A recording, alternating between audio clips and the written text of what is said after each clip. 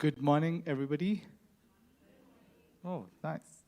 Good morning to you all too. And I'm here on a celebratory mood, I think, because this whole week I was like, ugh. And then I come here and I'm so like refreshed, and I thank you all for that. I thank you for giving me that joy that I was a little bit low on throughout the week. I've not been here for quite a while. I was traveling to Malaysia, and then I traveled to Kerala, and then I traveled to Nagaland, and it's been quite an interesting journey. Uh, when I was in Malaysia, I went to Anglican church, and I spent a lot of time among the Malaysian Methodists, Tamil Methodists, and came to Kerala, saw and spent some time with family members, some who are Martoma, some who are brethren. Um, went to Nagaland and spent some time with Baptists. Then the week after that, went to a Methodist, Indranagar Methodist Church, and I shared about MAF there.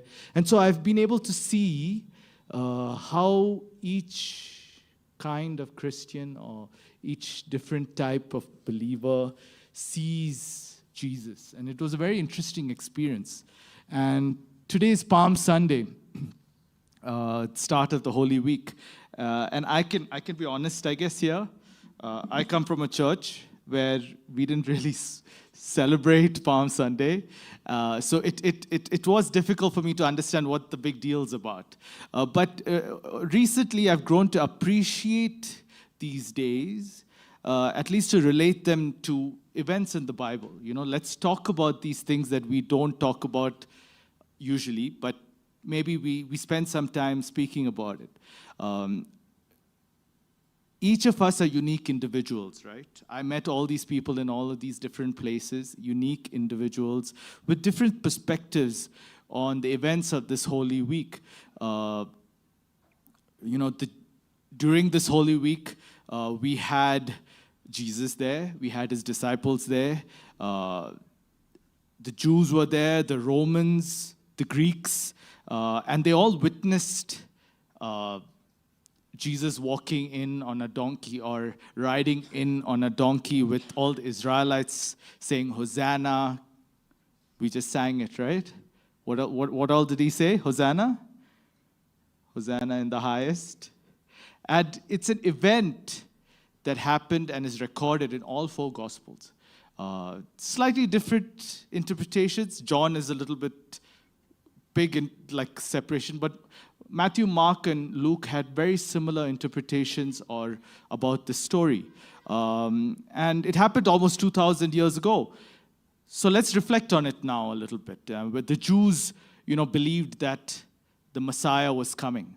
In the Old Testament, the prophets had mentioned that a Messiah would come to save them.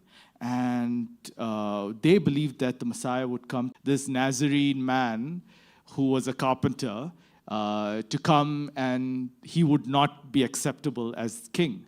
We know now, and even then they knew that he was from the line of David, but he was not king material. Some of the Jews believed that maybe this man could be king, because you know what had just happened? He had just risen Lazarus from the dead. And it was something that was known throughout the world. So much so that, there was a threat to Jesus because he was doing all these miracles. And now there was a threat to Lazarus as well. They wanted to kill Lazarus because people were coming and following Jesus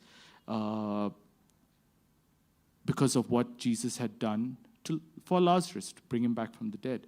If we read in John chapter 11, some of them went away to the Pharisees and told them the things Jesus did. Then the chief priests and the Pharisees gathered a council, saying, "What shall we do? For this man works many signs. If we let him alone like this, everyone will believe in him. and the Romans will come and take away both our place and the nations. So they were worried that Jesus was going to be like a revolutionary king, and the Romans would come in and destroy them. But, you know, the Jews had maybe a slight misunderstanding of what Jesus' purpose was. They wanted to kill Jesus. They plotted to kill Lazarus. But they didn't know what to do. The people were following Jesus. And the time of the Passover was approaching. And it was a holy time for the Jews. And even other nationalities, they would come in and worship God. There might have been between 1 million and 2 million people here at that time. And Bethany, where Lazarus was raised, or where Lazarus, Mary, and Martha were living, was about 3.5 kilometers, 3.5 to 4 kilometers away from Jerusalem.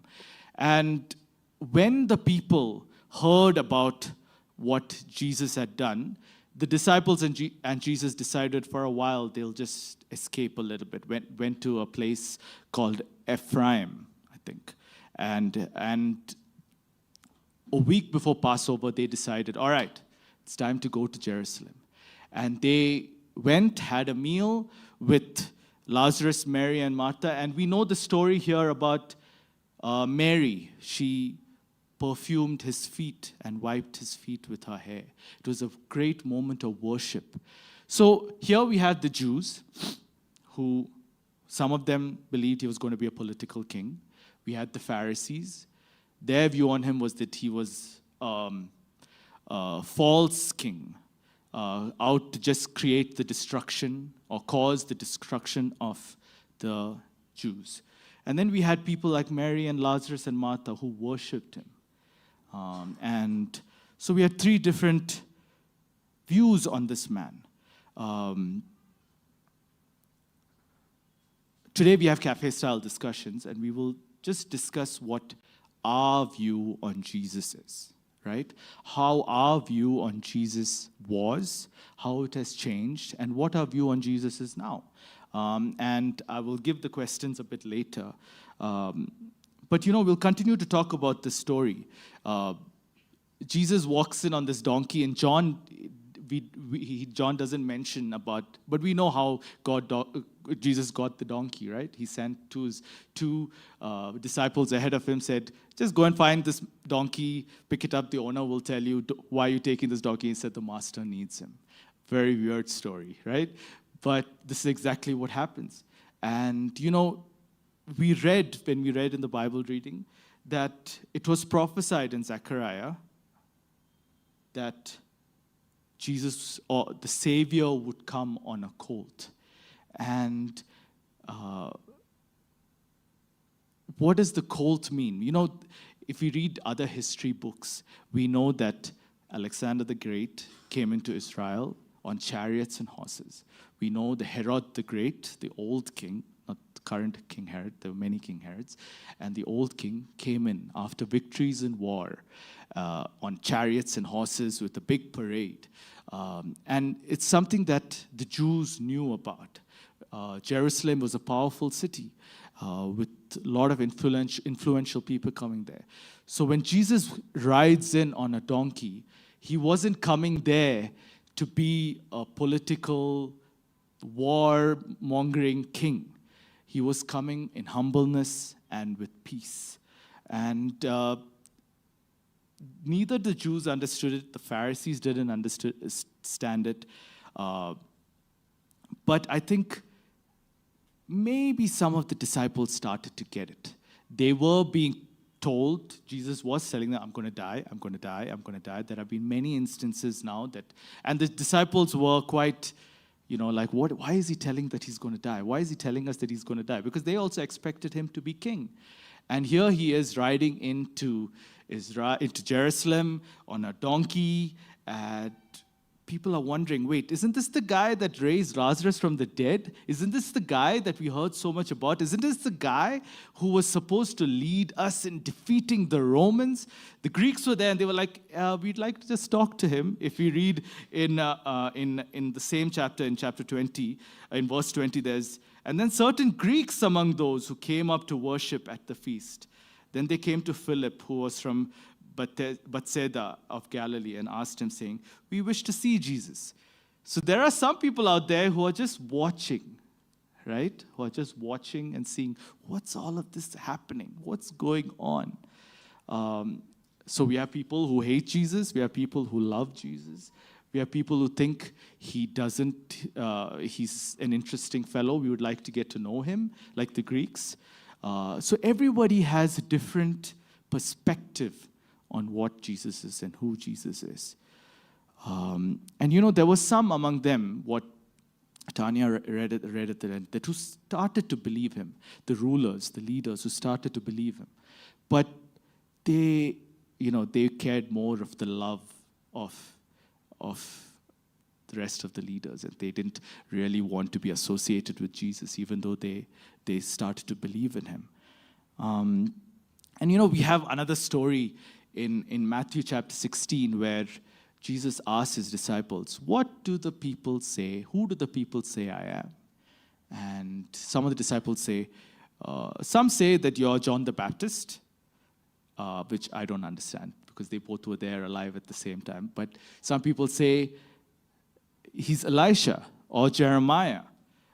And so Jesus asked Peter, who do you say I am? And Peter says, you are the Christ, the Son of the living God. So the disciples, in their half knowledge and their half understanding, they didn't know Jesus' purpose, but slowly God started to reveal to them what God's plan, what Jesus was there to do. So each person there had a view of Jesus. So now I'd like us to split up into groups. And I want us to talk to each other about what we see Jesus as, right? Is he king? Is he our personal bodyguard? Is he our doctor? Is he our whatever that he is? And if maybe we had a different perception of Jesus before, and if we have a different perception of Jesus now, what caused that change, right? What was that transition? Why do you have a different perception of Jesus now than you did whenever the change happened? So I think John is going to put up the questions on top. You can split up into groups of...